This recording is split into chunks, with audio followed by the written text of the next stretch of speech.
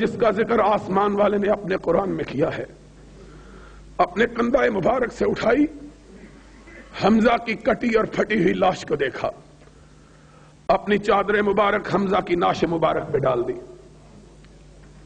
حمزہ کی بہن صفیہ بھاگی ہوئی آئی، سرور کائنات نے دیکھا، پھوپھی آ رہی ہیں، آنکھوں میں آنسو آ گئے۔ کہا میں اپنی پھوپھی کو کون سے حمزہ کا چہرہ دکھاؤں، کوئی عذر سلامت نہیں ہے۔ حضور کھڑے ہو گئے، پھوپھی پلٹ جاؤ۔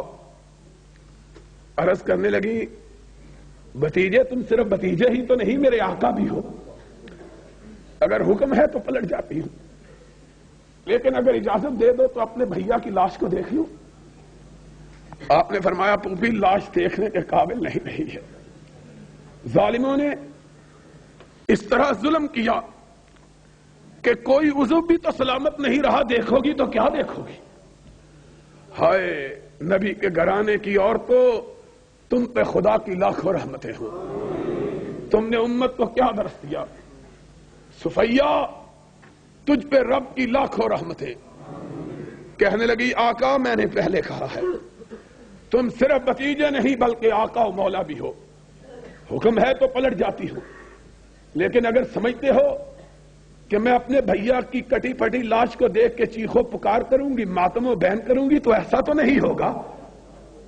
آقا میں جب اپنے بھیا کی کٹی ہوئی لاش کو دیکھوں گی تو سر اونچا کر کے کہوں گی اللہ تیرا شکر کہ تو نے میرے بھیا کو وہ موت عطا کی کہ اس نے اپنی بہن کا سر ساری بہنوں سے اونچا کر دیا ہے۔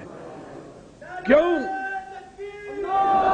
ساری بہنیں اپنے بھائیوں کے سر اٹھا کے اپنے رب کی بارگاہ میں آئیں گی، اللہ میرا بھیا تیری بارگاہ میں اپنا سر کٹا کے آیا ہے، اور میں آؤں گی سر فخر سے بلند کر کے اور کہوں گی اللہ ساری بہنوں کے بھائی تو صرف سر کٹا کے آئے اور صفیہ کا بھائی اپنے جسم کا ایک ایک حصہ کٹا کے آیا ہے، ایک ایک حصے کی قربانی۔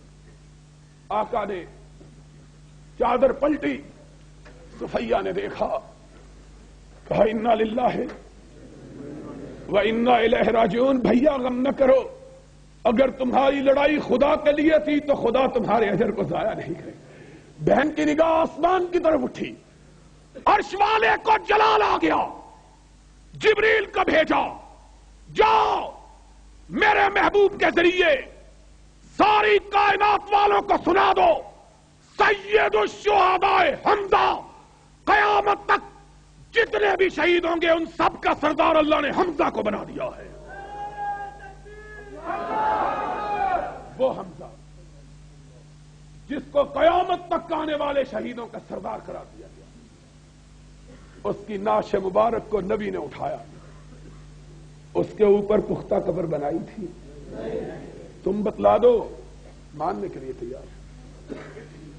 نبی کے 4 بیٹے نبی کی زندگی میں فوت ہوئے، آخری بیٹا ابراہیم کہ ناز کی ان کے لب کی کیا کہیے، ایک پنکھڑی گلاب کی سی تھی وہ ابراہیم کہ جب فوت ہو گئے ان کی بہن نے ان کو اپنے ہاتھوں میں اٹھایا، اتنے نازک تھے کہ حدیث پاک میں آیا ہے نبی جو کبھی جذباتی نہیں ہوئے تھے اس وقت جذباتی ہو گئے، فرمایا رفقن بالقوارین، میری بیٹی میرے پھول کو آرام سے اٹھانا، کہیں تیرے ہاتھوں کی لمس سے مسئلہ نہ جائے۔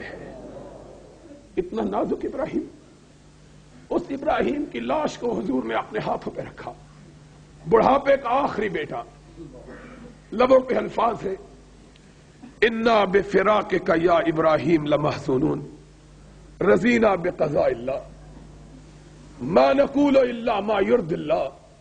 ابراہیم تیری جدائی کا غم تو بہت ہے، لیکن تیرے باپ کی زبان سے صرف وہی لفظ نکلے گا جو رب کو پسند ہو، اور کوئی نہیں۔ آنکھوں سے آنسو موتیوں کی طرح گر رہے، سرور کائنات کو روتے ہوئے صحابہ نے دیکھا، کوہرام مچ گیا۔ ایک صحابی ڈرتے ڈرتے آگے بڑھا، اس نے کہا یا رسول اللہ اس مسکراتے ہوئے چہرے پہ آنسوؤں کی لڑیاں، آپ بھی رو رہے ہیں۔